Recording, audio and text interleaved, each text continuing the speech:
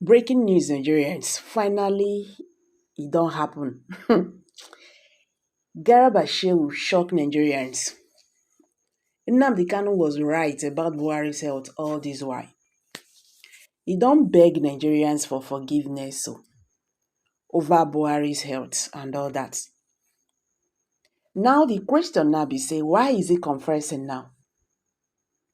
Is it not the same issue that they are using against Mazi Nnamdi Kanu till now? And now this man is coming out to say, good, I'm fine. Buhari was really very sick, this and that and all that.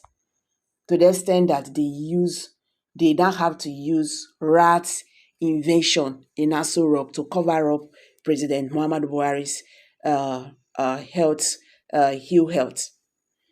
Now this man is now telling Nigerians that they lied. He lied about Tinubu's health. So all this wise Mazi Nnamdi Kanu was talking about Buhari's situation, Buhari's condition. So he was right. But they choose to persecute him because he chose to say the truth. I don't understand. I'm not asking. Because why is he confessing now? So this time, politicians are now doing confession. This man, they follow Babangida footsteps. It's okay. But when you don't do bad things finish, now you could come begin they confess. They tell us this, that, and all that. Till today, the Fulanis are still pressing to Nnamdi Kanu's neck because of that single revelation. But this man don't come out. Can they tell people, say, they lied. Nigerians should forgive them about Tinubu's health. Muhammad Buhari's health. Please pardon me for using Tinubu. Okay. Right now, this Buhari we are talking about is seriously sick. You don't still using Matoka. Tinubu, they say he not dey in a good situation right now in UK hospital. So is that the reason why you now have to start spitting out everything? Meanwhile, Nigerians have reacted to this, but we are going to pick the indigenous people of Biafra don't talk. So the indigenous people of Biafra, when the IPOB has declared that Garba recent admission regarding the now infamous Villa Rat story has vindicated its leader, Nnamdi Kanu, and his early warnings about the former president Muhammad Buhari's failing health and absence from governance. So reacting to Garba Shewu's confession that the rodent invention narrative was fabricated to distract the public from Buhari's medical condition, IPOB said the revelation affirms Kanu's long-standing claim that Nigeria's leadership was built on deception and cover-up.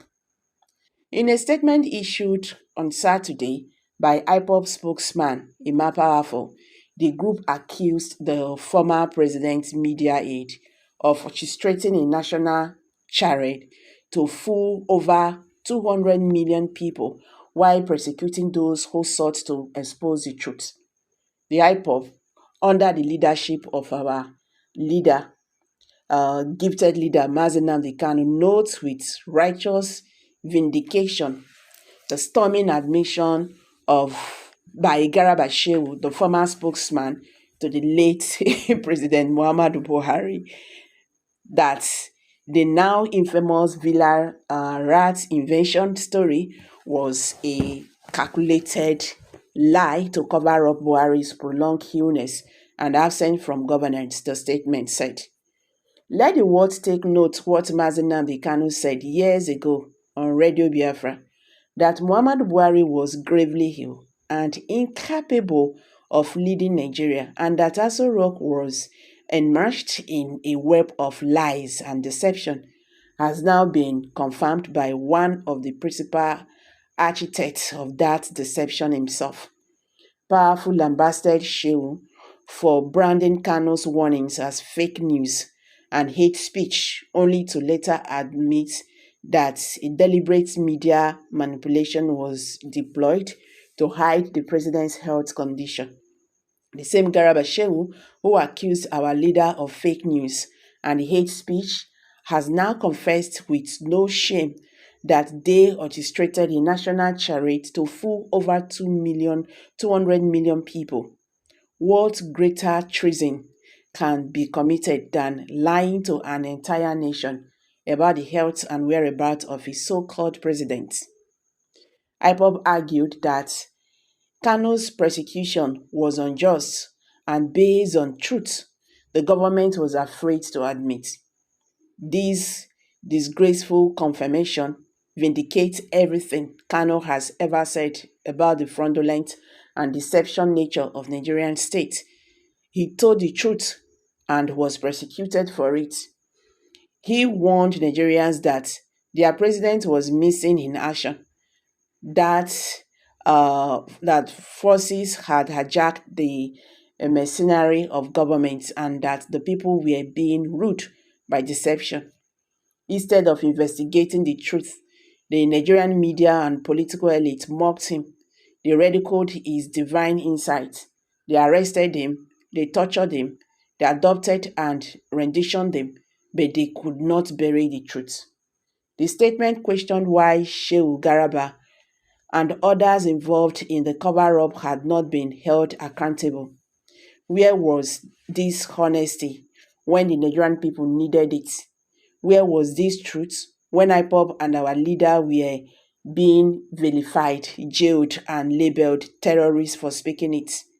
If this level of deliberate misinformation had happened in any sane society, those responsible would be in jail for subverting the constitution, undermining national security, and deceiving the electorate. But Nigerians reward medocracy, protect liars, and punishes truth tellers. Reaffirming Kanu's credibility, IPOB stated, let it be clearly stated once again, Nnamdi Kanu does not lie. Divine truths and every word he has ever uttered is manifesting before your eyes. From the exposure of Buhari's health fraud to the Fulani expansionist agenda to the illegality of his abduction and extraordinary rendition, time continues to prove Mazi Nnamdi Kanu's right. Mazi Nnamdi Kanu writes, those who still doubt the divine calling of our leader should watch as every falsehood told against him crumbles one after the other. The truth is like the rising sun. It cannot be suppressed. Today, Garba has confessed. Tomorrow, others will follow. ASOROCK is a house built on lies, and the foundation is shaking. The pro-Biafra group called on Nigerians and the international community to recognize what it described as a regime built on falsehood and repression. You now have confirmation from the mouth of the regime's own spokesperson that the Nigerian people were lied to on a grand scale. If this does not concern you, then you are complicit. In the words of our leader, we are without fear before our enemies. And in the end, we always win. Shehu's admission came in his recently launched book, according to the president, Lessons from the Presidential Spokesperson Experience, where he detailed how the story about rats damaging Buhari's office was fabricated to mask the president's incapacity following his return from a 3-month medical leave in the UK in 2017.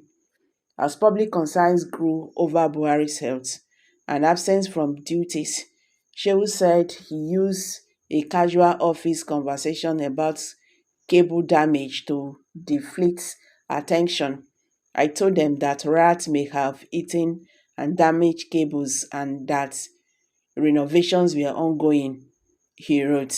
The IPOB says that this revelation confirms that ASOROCK was never honest with the Nigerian people and reinforces a stance that Only the full truth can lead to justice and self-determination. So guys, the country is really heating up right now. The lies of yesterday is coming to play out as truth too. So now here I go drop finally we don hear and see Nigerian leaders, they are good in all this confession here and there. Who else will confess tomorrow? My own is that apart from this one, what do you ever think that there might be so many lies that have been told apart from this one? So who knows how many millions or thousands of lies have been told, to make Nigerians like look the other way when the serious issue is there. May God have mercy on us. So guys, I'm dropping it here. Please drop your comments below the comment section, and don't forget to give us a thumbs up. Share this video, make it go viral, so that Nigerians could understand wetin dey happen in the Nigerian political